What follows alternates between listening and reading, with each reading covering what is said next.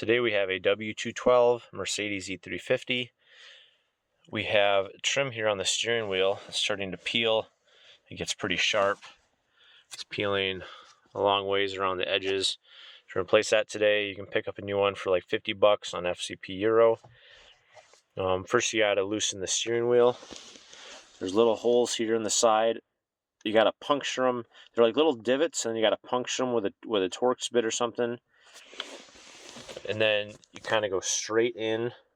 You don't want to point towards yourself or away from yourself. You can just kind of go straight in up at an angle like this. And I'll show you how that works behind here. I already did both sides because I really wanted to show you what's behind here, how it's held on. So you got two wires here, and these black clips clip onto those two wires. So you push it in, it hooks onto there. You can kind of see how that works.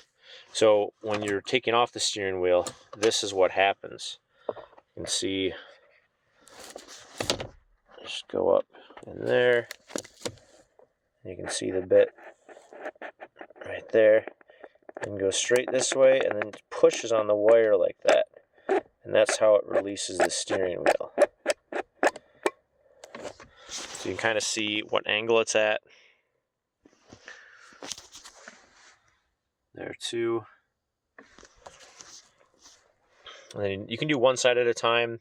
Do the first side, the steering wheel will kind of pop out on its own. Second side, you'll have to pull a little bit. It's a little bit harder.